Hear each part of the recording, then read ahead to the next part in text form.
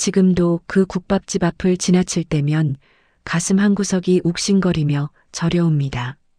새벽 5시면 어김없이 불을 밝히던 그곳, 사람들은 명숙 국밥이라 불렀지만 저에겐 그저 제 인생 그 자체이자 전부였으니까요. 남편 없이 아들 하나 키우며 국자를 쥐고 살아온 세월이 고스란히 녹아있는 공간이었습니다. 손님들은 제 국밥이 맛있다고 칭찬했지만 사실 그 깊은 맛은 제 눈물과 땀으로 우려낸 것이나 다름없었습니다. 그때는 정말 행복했던 것 같아요. 비록 손은 거칠어지고 허리는 끊어질 듯 아팠지만 통장에 한 푼, 두 푼 쌓여가는 숫자를 볼 때면 아들 정수의 환하게 웃는 얼굴이 떠올라 견딜 수 있었거든요. 그 아이가 28배 데려온 며느리 수진을 처음 봤을 때의 기억이 아직도 생생합니다. 하얀 원피스를 입고 수줍게 웃던 그 얼굴이 마치 하늘에서 내려온 천사처럼 보였죠. 저한테 어머님이라 부르며 두 손 모아 공손히 인사하던 모습에 가슴이 뭉클했던 게 엊그제 같은데 말이에요. 그때 이미 모든 게 시작되고 있었던 겁니다. 제가 평생을 바쳐 모은 돈을, 제 인생을, 아니, 제 아들의 미래까지 통째로 삼킬 거대한 사기극의 서막이 조용히 오르고 있었던 거죠. 사람들은 제게 묻더군요. 어떻게 그런 일을 당할 수 있었냐고, 며느리를 그렇게까지 믿었냐고 타박하기도 합니다. 저도 알아요. 제가 뼈저리게 멍청했다는 걸. 하지만 그때의 저는 단지 아들이 행복하길 바라는 평범한 엄마였을 뿐입니다. 아들이 목숨처럼 좋다는 여자를 어찌 나쁘게 볼 수 있었겠어요. 더군다나 그 여자가 제 앞에서 서럽게 눈물을 흘리며 도움을 청하는데 의심할 수 있는 시어머니는 많지 않을 겁니다. 지금도 그날의 제 선택을 후회해요. 아니, 후회라는 단어로는 턱없이 부족하죠. 제 어리석음이 우리 가족의 모든 것을 망쳐버렸으니까요. 하지만 이 이야기는 단순한 후회의 기록이 아닙니다. 이건 제가 어떻게 인생의 바닥까지 비참하게 떨어졌다가 그 진흙탕 속에서 악마처럼 기어올라 처절한 복수를 완성했는지에 대한 고백이에요. 그 과정에서 제가 잃은 소중한 것들, 그리고 힘겹게 되찾은 것들에 대한 이야기입니다. 누군가는 제가 너무 잔인했다고 손가락질할지도 모릅니다. 하지만 믿었던 도끼에 발등을 찍혀본 사람만이 알아요. 복수라는 게 얼마나 달콤하면서도 동시에 얼마나 쓰고 떫은 뒷맛을 남기는지를요. 자, 이제 시작해 볼까요? 제 인생에서 가장 어둡고도 빛나던 그 잔혹한 시간들의 이야기를 말이에요. 그날 아침도 여느 때와 다름없이 하루가 시작되었습니다. 새벽 4시 반에 일어나 국밥집으로 향했는데 시장 골목은 아직 짙은 어둠에 잠겨 있었고 제 발소리만이 고요함을 깨뜨리고 있었어요. 가게 문을 열고 불을 켜면 익숙한 공간이 저를 반겨주었습니다. 20년 넘게 지켜온 이 낡은 공간은 제게 집보다 더 편안한 안식처였거든요. 사골을 끓이는 구수한 냄새가 가게에 안가득 퍼지면 그제야 비로소 살아있음을 느끼며 하루를 시작할 수 있었죠. 주방 이모 은숙 씨가 5시 정각에 도착했습니다. 그분도 저와 함께한 지 20년이 넘은 식구 같은 사람이었어요. 말이 없는 분이었지만 일만큼은 누구보다 꼼꼼하고 야무졌습니다.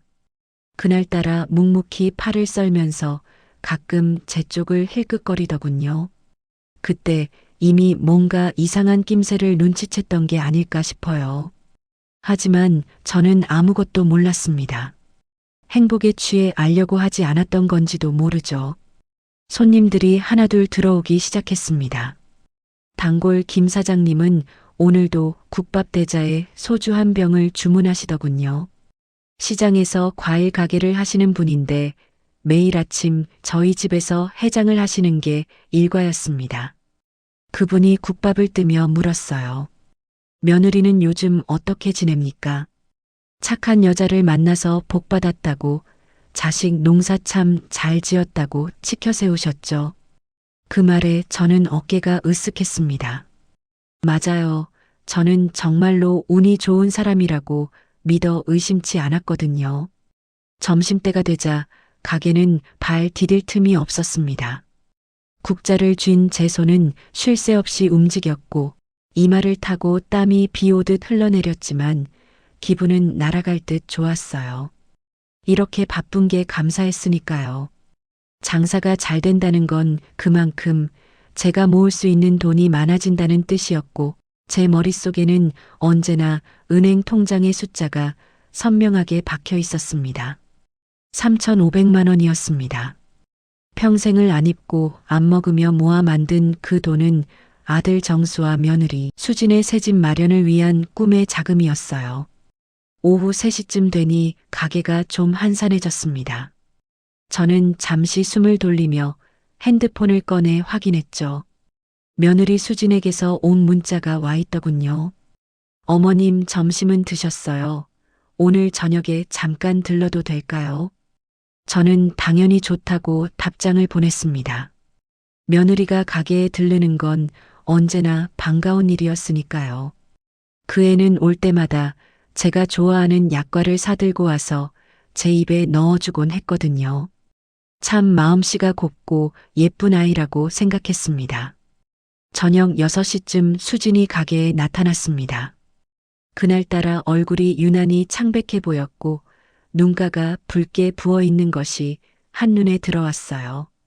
깜짝 놀라 무슨 일이냐고 다급하게 물었죠. 수진은 한참을 망설이다가 기어들어가는 목소리로 말했습니다. 어머니, 친정 아버지 사업이 어려워졌어요.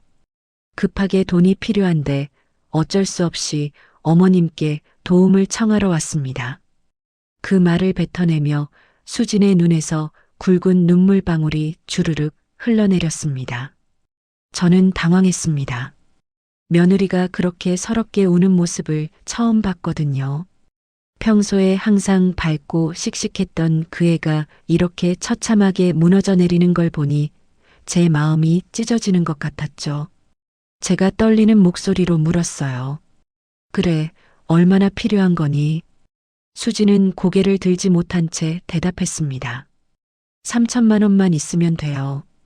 친정아버지가 거래처에 급하게 납품을 해야 하는데 자금이 막혔다고 이번 주 안에 해결하지 못하면 회사가 망한다고 했습니다.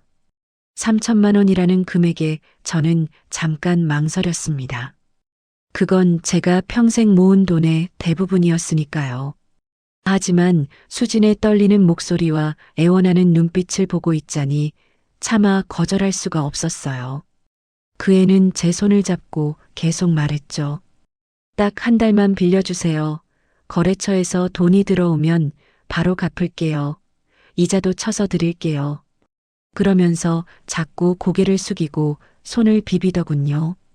그 모든 게 치밀한 연기였다는 걸 알지만 그때의 저는 정말로 며느리의 고통이 제 것인 양 아파하고 있었습니다. 그때 마침 아들 정수에게서 전화가 왔습니다. 정수가 다급하게 물었어요. 엄마, 수진이 거기 갔어요. 저는 그렇다고 대답했죠. 정수는 깊은 한숨을 쉬면서 말했습니다. 저도 수진이 친정 이야기를 들었는데 정말 난처한 상황이에요. 엄마가 좀 도와주실 수 없나요? 아들까지 그렇게 간절하게 말하니 제 마음이 흔들렸어요. 며느리 혼자 부탁하는 것과 아들까지 거드는 건 완전히 다른 무게로 다가왔거든요. 저는 결국 통장과 도장을 내주기로 결심했습니다. 수진에게 단단히 일렀죠. 한 달 안에 꼭 갚아야 한다. 그 돈은 너희 새집 마련 자금이니 소중하게 써야 해. 수진은 그제야 환하게 웃으며 고맙다고 했습니다. 제 손을 꼭 잡고 몇 번이고 허리를 숙여 절을 하더군요.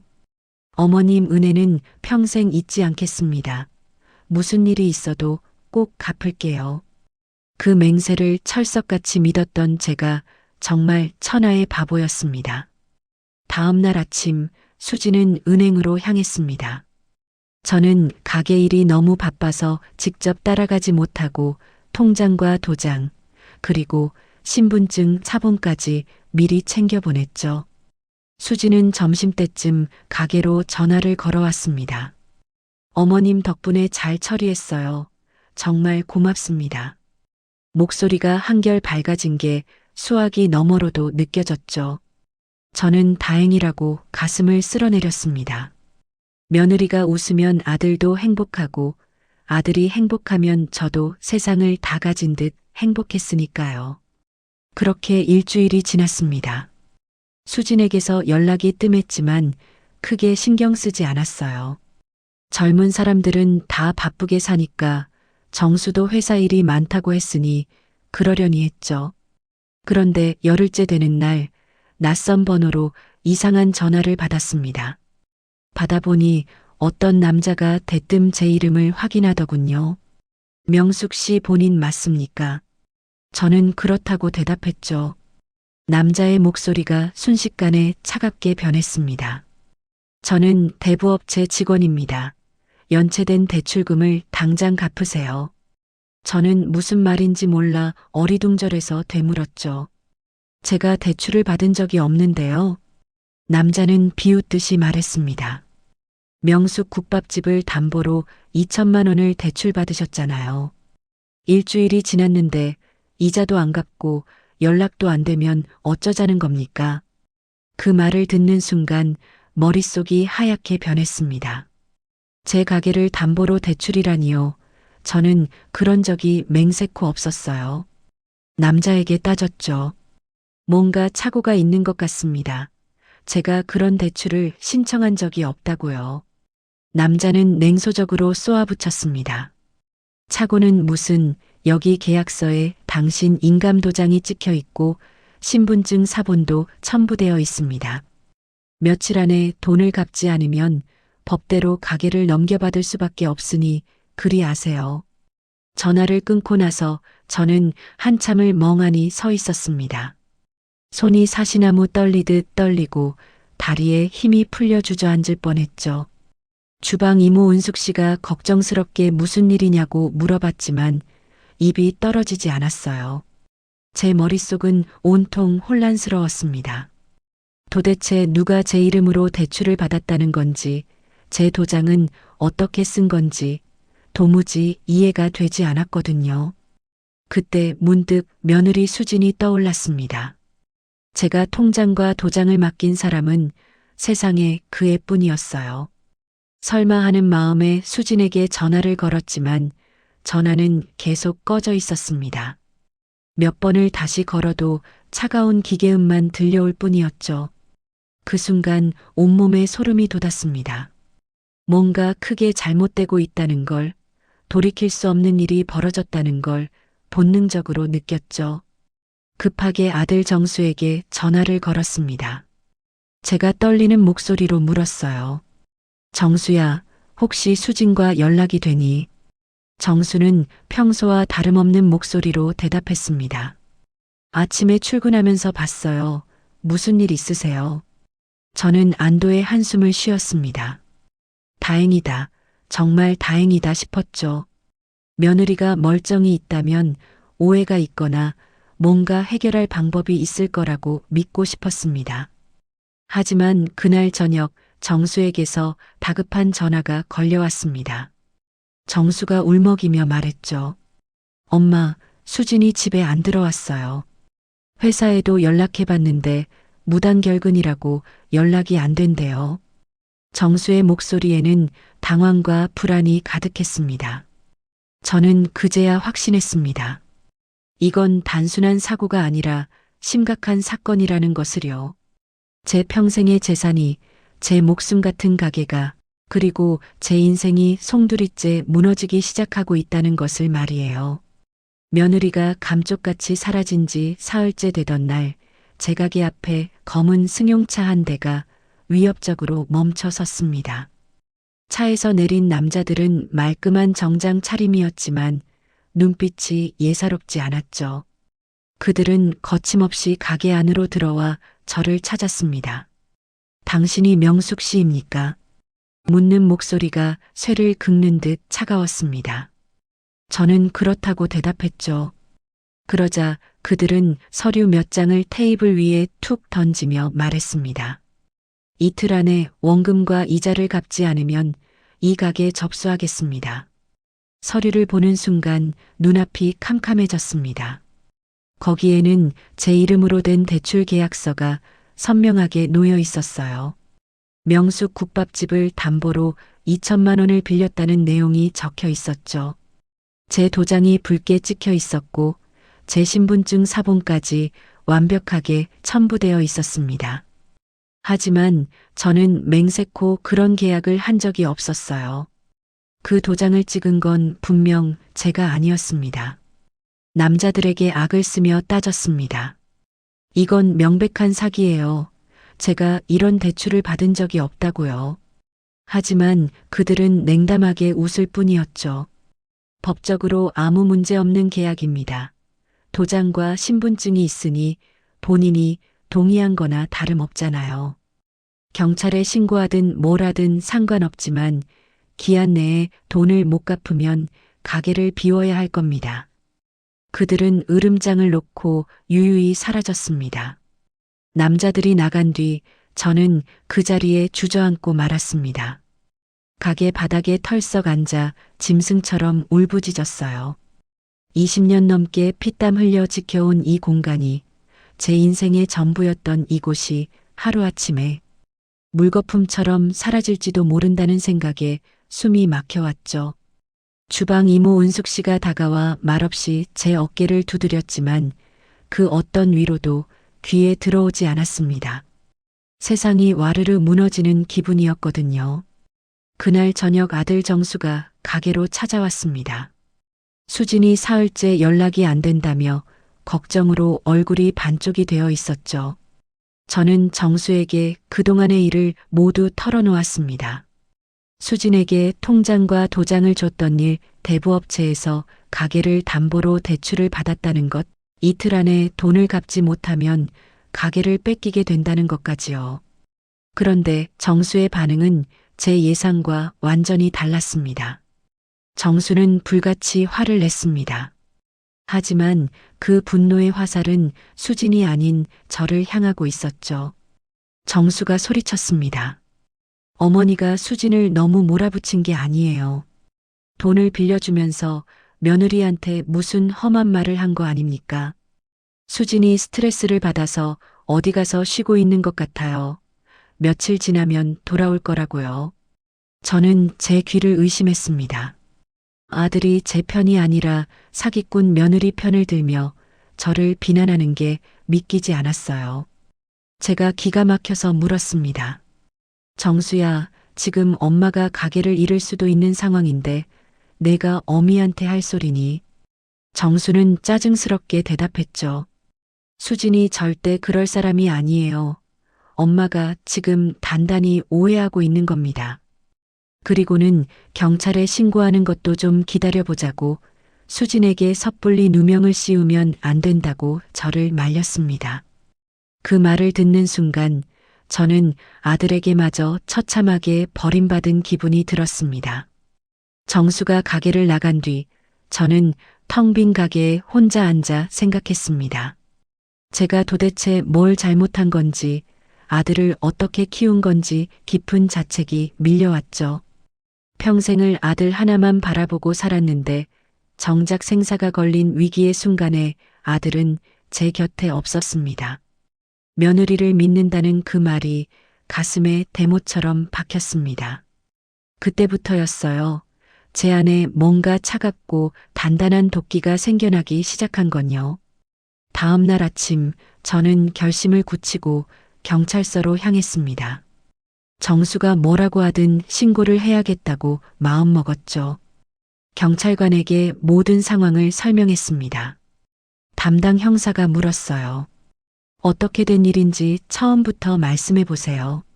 저는 며느리가 제 통장과 도장을 가지고 사라졌다고, 제 명의로 불법 대출이 이루어진 것 같다고 호소했습니다. 경찰관은 서류를 받아들고 조사하겠다고 했지만 그 건조한 표정에서 별로 기대할 게 없다는 걸 직감할 수 있었어요. 경찰서에서 나오는 길에 곧바로 은행에 들렀습니다. 제 통장의 거래 내역을 눈으로 직접 확인하고 싶었거든요. 은행원이 출력해준 거래 명세서를 보는 순간 다리에 힘이 풀려 창구 앞에 쓰러질 뻔했습니다. 수진이 은행에 온 그날 적금 3천만 원을 모두 해지해 인출했더군요. 그리고 며칠 뒤에는 제 명의로 2천만 원짜리 대출이 실행되어 있었습니다. 총 5천만 원이 연기처럼 사라진 겁니다. 은행원에게 따지듯 물었습니다. 어떻게 본인 확인도 없이 이런 큰 거래가 가능합니까? 은행원은 난처한 표정으로 대답했죠. 통장과 도장, 신분증 사본이 모두 있었고 비밀번호도 일치해서 본인이 직접 대리인을 보낸 것으로 처리되었습니다. CCTV 화면을 보여줬는데 거기에는 분명 수진의 모습이 찍혀 있었어요. 제 며느리가 너무나 능숙하게 서류를 작성하고 돈을 찾아가는 장면이 소름 끼치게 선명했습니다. 그날 저녁 저는 가게 문을 일찍 닫았습니다. 장사를 할 기력조차 남아있지 않았거든요. 텅 빈 가게에 혼자 앉아 어둠이 내리는 걸 멍하니 지켜봤습니다. 평생을 여기서 살았는데 이제 이 공간마저 잃을지도 모른다는 생각에 하염없이 눈물이 흘러내렸습니다. 하지만 더 이상 울고만 있을 수는 없었죠. 뭐라도 해야 했습니다. 이대로 당하고만 있다가는 제 인생이 너무 억울해서 죽어서도 눈을 감지 못할 것 같았으니까요. 그때 주방 이모 은숙 씨에게서 전화가 왔습니다. 평소와 달리 목소리가 심하게 떨리더군요. 은숙 씨가 다급하게 말했습니다. 사장님, 보여드릴 게 있어요. 내일 아침 일찍 가게로 좀 나와보세요. 무슨 일이냐고 물었지만 전화로는 말하기 어렵다고만 했습니다. 불안한 마음으로 뜬 눈으로 밤을 지새웠죠. 잠은 한숨도 오지 않았습니다.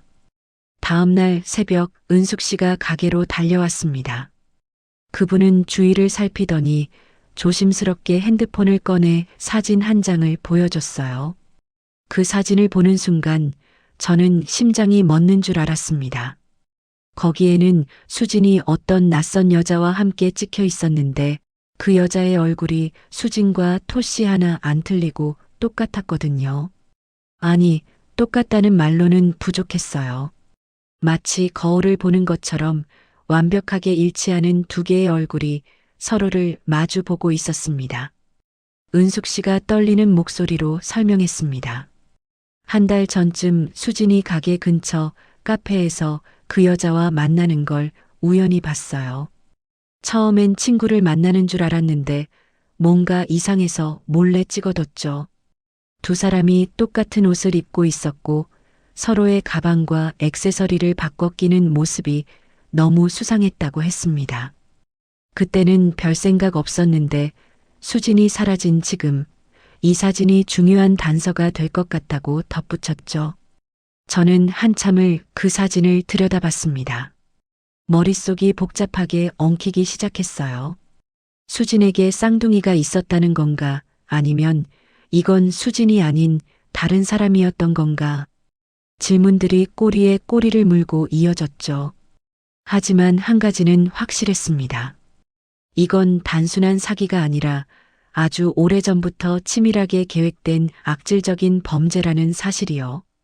그날부터 저는 사립탐정을 고용했습니다. 가진 돈이 얼마 남지 않았지만 진실을 알아내야만 했어요. 탐정은 일주일 만에 놀라운 정보를 가져왔습니다. 탐정이 서류 봉투를 내밀며 말했죠. 수진 씨에게는 정말로 일란성 쌍둥이 언니가 있습니다. 이름은 수진라고 하더군요. 두 사람은 어릴 때 부모가 이혼하면서 따로 떨어져 살았는데 몇 년 전에 다시 만났다고 했습니다. 더 충격적인 사실은 그 다음이었습니다. 제 아들 정수와 결혼한 사람은 수진이 아니라 언니인 수진이었다는 거예요. 처음부터 신분을 감쪽같이 바꿔치기 한 채 결혼식을 올린 겁니다. 진짜 수진은 조용히 숨어 살고 있었고 언니 수진과 동생의 깨끗한 신분을 훔쳐 제 며느리 노릇을 했던 거죠. 탐정은 수진의 과거 범죄 기록까지 찾아냈습니다. 사기죄로 여러 번 입건된 전력이 있는 전문 사기꾼이었습니다. 모든 퍼즐이 맞춰지는 순간이었습니다. 제가 만난 착한 며느리는 처음부터 존재하지 않는 가짜였던 거예요. 수진은 동생 수진의 신분으로 제 아들에게 계획적으로 접근했고 저를 믿게 만들어 돈을 빼돌린 뒤 흔적도 없이 사라진 겁니다. 그 악랄한 치밀함에 온몸에 소름이 돋았습니다. 동시에 감당할 수 없는 분노가 치밀어 올랐죠. 제 순수한 마음과 인생을 가지고 놀았다는 사실에 이를 갈았습니다. 저는 결심했습니다. 반드시 복수하겠다고요. 수진을 지구 끝까지 쫓아가서라도 찾아내. 제가 당한 것보다 더 큰 고통을 안겨주겠다고 피눈물을 흘리며 다짐했죠. 하지만 어떻게 해야 할지 막막했습니다. 경찰도 별다른 도움이 되지 않았고 수진은 완벽하게 종적을 감춘 상태였으니까요. 그때 문득 한 가지 생각이 뇌리를 스쳤습니다. 진짜 수진, 그 여자를 찾아가야겠다고요. 탐정이 알려준 주소로 찾아갔습니다. 도시 외곽의 허름한 원룸에 살고 있는 수진을 만났죠. 그 애를 보는 순간 묘한 기분이 들었습니다. 수진과 끔찍하게 똑같은 얼굴이었지만 눈빛이 완전히 달랐거든요. 수진의 눈에는 탐욕이 가득했다면 수진의 눈에는 깊은 두려움과 슬픔이 담겨 있었습니다. 수진은 제가 누군지 알아보고는 사색이 되어 당황했습니다. 저는 차분하게 말했어요. 난 내 언니가 한 짓을 모두 알고 왔다. 지금 당장 언니를 찾아내지 않으면 내 인생도 여기서 끝장날 줄 알아라. 수진은 떨리는 목소리로 대답했습니다. 저는 정말 몰랐어요. 언니가 무슨 짓을 저질렀는지 전혀 알지 못했습니다. 자기는 아무 죄가 없다고 애원했죠. 수진은 제가 누군지 알아보고는 사색이 되어 당황했습니다. 저는 차분하게 말했어요. 난 내 언니가 한 짓을 모두 알고 왔다. 지금 당장 언니를 찾아내지 않으면 내 인생도 여기서 끝장날 줄 알아라. 수진은 떨리는 목소리로 대답했습니다. 저는 정말 몰랐어요. 언니가 무슨 짓을 저질렀는지 전혀 알지 못했습니다. 자기는 아무 죄가 없다고 애원했죠. 저는 냉정하게 잘라 말했습니다. 내가 죄가 있든 없든 그건 내가 상관할 바가 아니다. 언니가 내 신분을 도용해서 범죄를 저질렀으니 경찰이 먼저 수갑을 채울 사람은 바로 너야. 내가 공범이 아니라는 걸 스스로 증명할 수 있겠느냐고 물었죠. 수지는 고개를 떨구고 하염없이 울기 시작했습니다. 그 모습을 보면서 저는 조금의 동정심도 느끼지 않았습니다. 제 인생이 송두리째 무너지고 있는데 남의 눈물 따위에 신경 쓸 여유가 없었거든요. 결국 수진은 제 제안을 받아들였습니다. 언니 수진을 찾아내는데 무조건 협조하겠다고 했죠. 대신 자신은 범죄에 가담하지 않았다는 걸 인정해달라고 무릎 꿇고 부탁했습니다. 저는 동의했습니다. 물론 그건 그녀를 이용하기 위한 거짓말이었죠. 수진을 미끼로 수진을 잡은 다음에는 두 자매 모두에게 처절한 대가를 치르게 할 생각이었거든요. 그때부터 저의 진짜 그리고 잔혹한 복수가 시작됐습니다. 수진을 앞세워 수진의 행방을 추적하기 시작했습니다. 처음에는 막막했지만 쌍둥이라는 특성을 역이용하기로 했죠. 수진이 SNS에 자신의 화려한 일상을 올리기 시작했습니다. 고급 호텔 로비에서 찍은 사진들, 새로 산 명품 가방 사진 같은 것들을 일부러 노출했죠. 돈 냄새를 맡은 언니 수진과 동생의 계정을 먹잇감처럼 지켜보고 있을 거라는 확신이 있었거든요. 과연 일주일 만에 수진과 연락을 해왔습니다. 수진의 핸드폰으로 메시지가 온 거죠. 그 돈으로 아주 잘 살고 있나 보네. 라는 비아냥 섞인 내용이었습니다. 수지는 제가 시키는 대로 답장을 보냈습니다. 언니 덕분에 팔자 고쳐서 편하게 살고 있어. 고마워. 그러면서 슬쩍 미끼를 던졌습니다. 정수 오빠한테서 마지막으로 큰 돈을 더 뜯어낼 수 있을 것 같은데 언니도 관심 있으면 한 몸 챙겨줄게. 수진의 반응은 예상대로 즉각적이었습니다. 바로 미끼를 물었죠. 얼마나 받을 수 있는데 내가 뭘 하면 되냐고 물어왔습니다. 수진은 신중하게 타자를 쳤습니다. 정수가 회사에서 퇴직금을 미리 정산받았는데 그걸 언니 몰래 자기한테 주려고 해. 약 5천만 원 정도 돼. 물론 모두 새빨간 거짓말이었습니다. 수진을 유인하기 위한 달콤한 독사과였죠. 수진은 욕심을 감추지 못하고 안달이 났습니다. 언제 어디서 만나면 되냐고 재촉했죠. 수진은 제가 짜놓은 각본대로 답했습니다. 이번 주 금요일 저녁 8시 강남의 한 레스토랑에서 정수를 만나기로 했어. 언니가 수진으로 변장해서 대신 나가면 돼. 정수는 아직도 언니가 진짜 수진인 줄 알고 있으니 의심하지 않을 거라고 덧붙였죠. 수진은 그 제안을 덥석 받아들였습니다. 눈앞의 탐욕이 판단력을 흐리게 만든 거죠. 저는 그 며칠 동안 덫을 치밀하게 준비했습니다. 먼저 아들 정수를 설득했어요. 수진을 찾았으니 가게에서 만나자고 불렀습니다. 처음에 정수는 의심했지만 제가 수진의 목소리를 녹음한 파일을 들려주자 그제야 믿더군요. 물론 그건 진짜 수진이 대본을 읽고 녹음한 거였습니다. 동시에 저는 대부업체 사람들, 경찰, 그리고 방송국 제보팀까지 모두 섭외했습니다. 돈이 많이 들었지만 남은 것을 모두 쏟아부었어요. 이건 단순한 복수가 아니라 빼앗긴 제 인생을 되찾기 위한 마지막 전쟁이었으니까요. 방송국 PD는 큰 흥미를 보였습니다. 쌍둥이 자매의 사기극이라는 소재가 방송하기에 더없이 좋다고 했죠. 드디어 결전의 금요일이 다가왔습니다.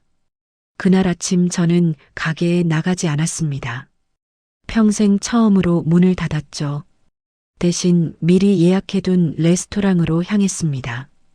도착해서 사장에게 사정을 설명하고 협조를 구했어요. 사장은 처음엔 난색을 표했지만 제 절박한 이야기를 듣더니 도와주겠다고 했습니다. 레스토랑 안에 몰래 카메라를 여러 대 설치했고 손님으로 위장한 경찰들과 대부업체 직원들을 곳곳에 배치했죠. 저녁 7시 모든 준비가 끝났습니다. 제 심장은 터질 듯이 미친 듯이 뛰고 있었어요. 극도의 긴장과 기묘한 흥분이 뒤섞인 기분이었습니다. 주방 이모 은숙 씨도 함께 왔습니다. 그분은 제 손을 꼭 잡으며 떨리는 목소리로 말했죠. 사장님, 꼭 이기셔야 해요. 저는 비장하게 고개를 끄덕였습니다. 질 수 없었어요. 오늘 밤이 제 인생의 모든 것을 결정짓는 분수령이 될 거라는 걸 본능적으로 알고 있었습니다. 7시 반 아들 정수가 도착했습니다. 그 애는 제가 왜 이런 고급 레스토랑을 예약했는지 의아해했죠. 저는 그냥 수진을 제대로 만나려면 좋은 곳에서 만나는 게 좋을 것 같다고 적당히 둘러댔습니다. 정수는 묵직한 가방을 들고 있었습니다. 제가 미리 준비해둔 가짜 돈뭉치가 들어있는 가방이었죠. 물론 정수는 그 안에 뭐가 들었는지 꿈에도 몰랐습니다. 8시 정각 레스토랑 문이 열렸습니다. 그리고 그녀가 들어왔어요. 수진이었습니다. 아니, 수진으로 완벽하게 변장한 수진이었죠. 그 뻔뻔한 얼굴을 보는 순간 저는 온몸에 소름이 돋았습니다. 2달 만에 보는 가짜 며느리의 얼굴이었습니다. 수진은 여유로운 표정으로 또각또각 걸어왔습니다. 마치 아무 일도 없었다는 듯이요. 정수가 자리에서 벌떡 일어났습니다. 수진아 하고 부르는 목소리에 그리움과 원망이 복잡하게 섞여 있었어요. 수지는 능숙하게 미소 지으며 다가왔습니다. 오빠, 너무 보고 싶었어. 말하는 목소리가 꿀처럼 달콤했죠. 그 소름 끼치는 연기에 정수는 완전히 속아 넘어갔습니다. 저는 숨죽이며 그 역겨운 장면을 지켜봤습니다. 수진과 자리에 앉았습니다. 그리고 눈을 빛내며 가방을 가리켰죠. 수진과 물었습니다. 저거 내 거야? 정수는 고개를 끄덕이며 가방을 밀어줬습니다. 수진의 눈빛이 탐욕스럽게 반짝였습니다. 돈에 눈이 멀어 이성이 마비된 그 눈을 보면서 저는 확신했습니다. 지금이 바로 그 순간이라고요. 수진과 가방 지퍼를 열었습니다. 그 순간을 기다렸다는 듯이 레스토랑의 모든 조명이 수진을 향해 환하게 켜졌습니다. 수진은 깜짝 놀라 고개를 들었죠. 주변의 손님들이 일제히 일어나 그녀를 포위했습니다. 경찰들은 신분증을 꺼내 들었고 대부업체 직원들은 차 앞 서리를 들고 있었어요. 그리고 숨겨둔 카메라가 그 모든 장면을 빠짐없이 촬영하고 있었죠. 수진의 얼굴이 순식간에 시체처럼 새하얗게 변했습니다. 이게 무슨 상황인지 파악하려는 당혹스러운 표정이었죠. 바로 그때 레스토랑 반대편 문이 열렸습니다. 그리고 진짜 수진이 천천히 걸어 나왔습니다. 똑같은 얼굴을 한두 여자가 서로를 마주보는 순간이었어요. 레스토랑 안이 숨소리조차 들리지 않을 만큼 정막에 휩싸였습니다. 정수가 충격에 빠진 표정으로 두 사람을 번갈아 봤습니다. 정수가 뒷걸음질 치며 중얼거렸죠. 이게 다 뭐야? 저는 천천히 자리에서 일어나 수진 앞으로 걸어갔습니다. 그녀의 눈을 똑바로 쳐다보며 말했죠. 오랜만이다, 가짜 며느리. 수진은 도끼 어린 눈으로 저를 노려보며 이를 갈았습니다. 진짜 수진이 입을 열었습니다. 떨리는 목소리였지만 또박또박 말했죠. 수진이 손가락으로 수진을 가리키며 외쳤습니다.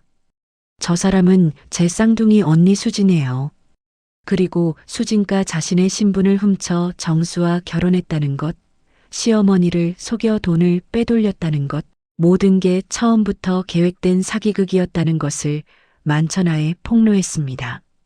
수진은 악을 쓰며 발악했습니다. 수진과 비명을 질렀죠. 아니야, 전현이 거짓말하는 거야. 하지만 경찰이 증거 서류들을 눈앞에 들이밀자 할 말을 잃었습니다. 은행 CCTV, 대출 서류, 과거 범죄 기록까지 모든 증거가 그녀를 범인으로 지목하고 있었으니까요. 수지는 그제야 자신이 완벽하게 함정에 빠졌다는 걸 깨달았습니다. 경찰이 수진에게 수갑을 채웠습니다. 수진은 끌려가면서 저를 향해 저주하듯 소리쳤어요. 당신 때문에 내 인생이 끝났어. 당신이 날 이렇게 만들었다고. 저는 차갑게 웃으며 대답했습니다. 난 내 얼굴을 뺏은 게 아니야.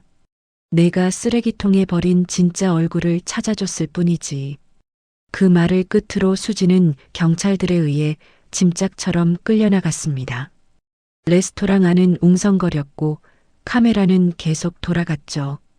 방송국 PD가 다가와 인터뷰를 요청했지만 저는 손을 들어 거절했습니다. 이건 방송거리가 아니었어요. 제 처절한 인생이었고 제 피 맺힌 복수였으니까요. 정수는 그 자리에 주저앉아 어린아이처럼 울고 있었습니다. 자신이 목숨 바쳐 사랑했던 아내가 가짜였다는 충격, 어머니가 겪은 지옥 같은 고통을 이제야 이해하게 된 죄책감, 모든 게 뒤섞여 그 애를 무너뜨렸죠. 저는 정수를 내려다봤습니다. 이상하게도 동정심이 들지 않았습니다. 그 애도 결정적인 순간에 저를 믿지 않고 배신했으니까요. 진짜 수진이 조심스럽게 다가와 제 앞에 섰습니다. 저한테 무릎을 꿇고 용서를 구했죠. 수진이 울먹이며 말했습니다. 언니가 저지른 일에 대해 평생 책임을 지겠습니다. 죄책감을 안고 살게요. 저는 아무 대답도 하지 않았습니다. 용서라는 단어가 제 입에서 나올 수 없었거든요. 대부업체 직원이 다가와 서류를 건넸습니다. 수진가 빼돌린 돈 중 일부를 회수했다고 하더군요. 전부는 아니지만 가게를 지킬 수 있는 정도는 된다고 했습니다. 저는 고개를 끄덕였습니다. 가게를 지켰어요. 하지만 전혀 기쁘지 않았습니다.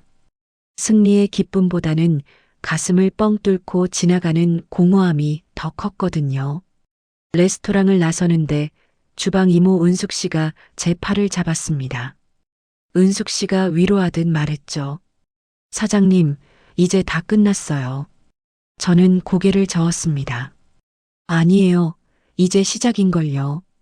복수는 끝났지만 그 잔혹한 대가를 치러야 하는 긴 시간이 제 앞에 남아 있었거든요. 그날 밤 집으로 돌아가는 길, 거리의 불빛들이 유난히 차갑고 날카롭게 느껴졌습니다. 복수에 성공했어요. 수지는 감옥에 갔고 제 돈의 일부를 되찾았으며 가게도 지켜냈습니다. 하지만 제 가슴속은 텅 비어버렸습니다. 뭔가 아주 중요한 것을 영영 잃어버린 기분이었어요. 그게 뭔지는 아직 몰랐지만요. 복수를 끝낸 지 한 달이 지났습니다.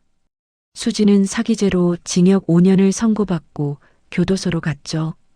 법정에서 그 애를 마지막으로 봤을 때 그 얼굴에는 분노도 후회도 없었습니다. 그저 텅 빈 눈동자로 무표정한 얼굴로 저를 바라보기만 했습니다. 그 서늘한 눈빛이 아직도 제 기억 속에 선명하게 박혀 있습니다. 마치 제게 뭔가 말하고 싶어 하는 것 같았지만 끝내 입을 굳게 다물더군요. 가게는 다시 문을 열었습니다. 대부업체에 일부 돈을 갚고 나니 간신히 운영할 수 있는 정도가 남았거든요. 예전처럼 손님들이 찾아왔고 국밥은 팔렸습니다. 단골들은 그 사이에 무슨 일이 있었는지 물었지만 저는 대충 얼버무렸습니다. 집안일이 좀 있어서 쉬었어요. 사람들은 더 이상 캐묻지 않았습니다. 다들 자기 삶의 무게가 버거워 남의 사정 따위엔 깊게 관심 두지 않으니까요. 하지만 뭔가 분명히 달라졌습니다. 국자를 쥐고 국밥을 말아도 예전 같은 흥이 나지 않았어요. 손님들에게 음식을 내줄 때도 억지로 입꼬리를 올리며 미소를 지었죠. 웃음이 자연스럽지 않고 가면처럼 느껴졌습니다. 거울을 볼 때면 낯선 여자의 얼굴이 보였습니다. 분명 제 얼굴이 맞는데 제가 아닌 다른 누군가처럼 낯설고 차가워 보였죠. 아들 정수는 그 뒤로 한 번도 가게에 발걸음을 하지 않았습니다. 전화도 받지 않았고요. 혹시나 싶어 정수의 자취방에 찾아갔지만 문을 열어주지 않았습니다. 문틈 사이로 들리는 정수의 목소리가 쇳소리처럼 거칠게 변해 있었죠. 정수가 힘없이 말했습니다. 엄마, 제발 나 혼자 있게 해주세요. 그 말을 듣고 돌아서는데 가슴이 천갈래 만갈래로 찢어지는 것 같았습니다. 주방 이모 은숙 씨도 결국 떠났습니다. 어느 날 출근하지 않기에 걱정이 되어 전화를 걸었더니 조용한 목소리로 말하더군요. 사장님, 저 이제 그만둘래요. 이유를 물었죠. 은숙 씨는 한참을 침묵하다가 어렵게 입을 뗐습니다. 사장님이 너무 변했어요. 예전에 그 따뜻하던 사장님이 아닙니다. 이제는 사장님 눈빛이 무서워요. 그 말이 가슴에 비수처럼 박혔습니다. 저는 변한 게 아니라 살아남기 위해 제 진짜 모습을 보여준 것뿐이라고 항변하고 싶었어요. 하지만 입이 떨어지지 않았습니다. 어쩌면 은숙 씨 말이 맞는지도 몰랐으니까요.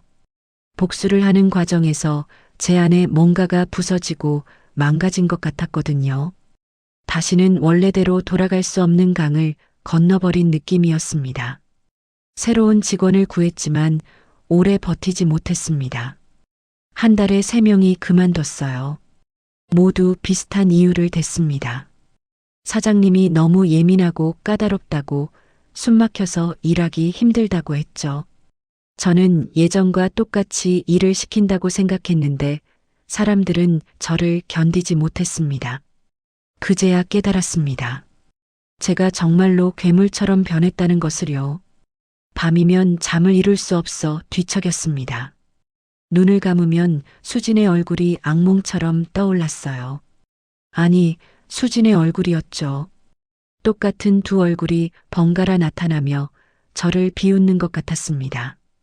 복수에 성공했는데 왜 이렇게 마음이 지옥 같은지 이해할 수 없었어요. 제가 원한 건 정의였는데 손에 쥔 건 차가운 공허함 뿐이었습니다. 어느 날 진짜 수진이 가게를 찾아왔습니다. 깡마른 얼굴에 수척한 모습이 안쓰러울 지경이었죠. 그 애는 제 앞에 무릎을 꿇고 다시 한번 용서를 빌었습니다. 언니 때문에 어머님이 겪은 고통에 대해 책임을 느낀다고 평생 빚진 마음으로 살겠다고 했습니다. 저는 묵묵히 그 애를 바라보며 생각했습니다. 이 애도 결국은 저처럼 피해자일 뿐이라고요. 제가 수진에게 물었습니다. 내 언니는 도대체 왜 그런 짓을 한 거니? 수진은 눈물을 뚝뚝 흘리며 대답했습니다. 언니는 어릴 때부터 지긋지긋한 가난을 혐오했어요. 돈만 있으면 행복할 수 있다고 맹신했죠. 부모님이 이혼하고 밑바닥 생활을 하면서 마음이 완전히 비뚤어진 거예요. 그 말을 듣고 나니 수진과 조금은 이해되는 것 같기도 했습니다. 하지만 이해와 용서는 별개의 문제였죠. 수진을 돌려보낸 뒤 저는 텅 빈 가게에 홀로 앉아 있었습니다. 벽에 걸린 시계가 새벽 2시를 가리키고 있었죠. 불을 끄고 칠흑 같은 어둠 속에 앉아 생각했습니다. 제가 복수를 완성하면서 잃은 것들을 하나하나 떠올렸습니다. 사랑하는 아들, 가족 같은 직원, 그리고 따뜻했던 제 자신까지요. 다음 날 아침 저는 평소보다 더 일찍 가게에 나갔습니다. 1시간 일찍 문을 열고 육수를 올렸죠. 그리고 처음으로 손님이 아닌 제 자신을 위한 국밥을 끓였습니다. 사골을 오래 고아 진한 국물을 만들고 밥을 말고 파를 송송 썰어 얹었죠. 김이 모락모락 피어오르는 국밥 한 그릇이 완성됐습니다. 국자로 국물을 떠서 입에 넣었습니다. 뜨거웠지만 아무런 맛도 느껴지지 않았어요. 제가 평생 만들어온 사람들을 행복하게 했던 그 맛이 제 혀에서는 거짓말처럼 사라진 것 같았습니다. 한 숟갈 더 떠서 씹어봤지만 마찬가지였습니다. 짜지도 싱겁지도 맵지도 않았어요. 그냥 뜨겁고 밍밍한 액체일 뿐이었습니다. 그때 사무치게 깨달았습니다. 제가 복수를 완성하면서 동시에 제 인생의 맛도 영영 잃어버렸다는 것을요. 수진을 감옥에 쳐넣고 돈을 되찾았지만 그 잔혹한 과정에서 제 영혼의 미각이 죽어버린 겁니다. 아들과의 관계, 사람들과의 유대, 그리고 음식에 대한 열정까지 모두 제가 되어버렸죠. 국밥 그릇을 내려놓고 창밖을 바라봤습니다. 붉은 해가 떠오르고 있었어요. 새로운 하루가 시작되는 순간이었죠.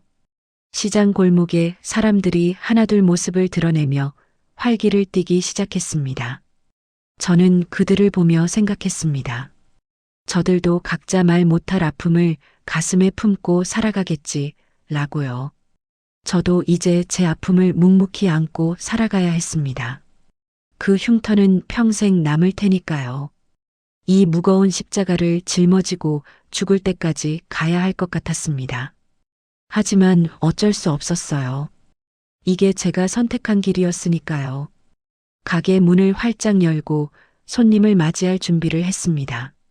국자를 고쳐쥐고 앞치마를 단단히 두르고 익숙한 그 자리에 섰죠. 첫 손님이 들어왔습니다. 단골 김 사장님이었습니다. 그분은 언제나처럼 호탕하게 국밥 대자를 주문했죠. 저는 억지로 입꼬리를 올리며 국밥을 말았습니다. 김 사장님이 국물을 한 숟갈 뜨시더니 엄지를 치켜 세웠습니다. 역시 명숙국밥이 최고야. 맛이 변함없어서 좋아. 저는 고개를 숙이며 고맙다고 대답했습니다. 하지만 마음속으로는 쓰게 웃었습니다. 변한 건 국밥이 아니라 저라고요. 국밥은 여전히 그 맛이지만 그걸 만드는 제 마음은 잿더미가 되어버렸다고요. 하루가 지나고 일주일이 지났습니다. 가게는 여전히 손님들로 북적였습니다. 장사는 그럭저럭 괜찮았고 돈도 조금씩 다시 모이기 시작했습니다. 하지만 그 무엇도 제 뻥 뚫린 마음을 채워주지 못했어요. 복수를 완성했지만 승리의 쾌감은 없었습니다. 그저 끝을 알 수 없는 텅 빈 고독만이 남았을 뿐입니다. 밤마다 저는 혼자 가게에 앉아 자문합니다. 만약 시간을 되돌려 다시 선택할 수 있다면 어떻게 할까? 복수를 포기하고 그냥 잊고 살았을까? 아니면 똑같이 칼을 갈았을까? 정답은 모르겠습니다. 아마 죽는 날까지 모를 것 같습니다. 한 가지 확실한 건 복수라는 게 생각보다 훨씬 무겁고 버거운 짐이라는 거예요. 적을 쓰러뜨리는 순간 동시에 자신도 함께 쓰러진다는 것을요. 승자는 없고 상처 입은 패자만 남는 싸움이었습니다. 그걸 모든 걸 잃은 이제야 뒤늦게 깨달았죠. 세상은 여전히 아무 일 없다는 듯 돌아갑니다. 시장은 시끄럽고 사람들은 웃고 떠들며 국밥은 팔려나갑니다. 제 인생도 멈추지 않고 계속되겠죠. 하지만 예전 같지는 않을 겁니다. 복수의 서늘한 그림자가 평생 저를 따라다닐 테니까요. 1년이라는 시간이 덧없이 흘렀습니다. 명숙국밥은 여전히 그 자리에 굳건히 버티고 있습니다. 새벽 5시면 불을 밝히고 허기진 손님들을 맞이하죠. 겉으로 보기엔 아무것도 변하지 않은 평화로운 일상 같습니다. 하지만 저는 압니다. 모든 게 예전과는 완전히 달라졌다는 것을요. 아들 정수는 결국 회사를 그만두고 떠났습니다. 아내가 가짜였다는 충격과 배신감에서 끝내 벗어나지 못했죠. 지금은 연고도 없는 지방의 작은 도시에서 혼자 지내고 있다고 들었습니다. 가끔 의무적인 안부 전화가 오지만 대화는 길게 이어지지 않습니다. 서로에게 할 말이 별로 없거든요. 세상에서 가장 가까웠던 어머니와 아들 사이가 이렇게 남보다 못하게 멀어질 수 있다는 게 참 씁쓸합니다. 진짜 수지는 가끔 가게에 들러 일을 돕습니다. 저는 오지 말라고 거절했지만 그 애가 고집을 피우더군요. 언니의 죄를 조금이라도 갚고 싶다고, 그래야 마음이 편하겠다고요. 처음엔 불편하고 껄끄러웠지만 이제는 제법 익숙해졌습니다. 수지는 말이 없고 성실합니다. 수진아는 정반대죠. 같은 얼굴을 하고 있지만 속은 완전히 다른 사람입니다.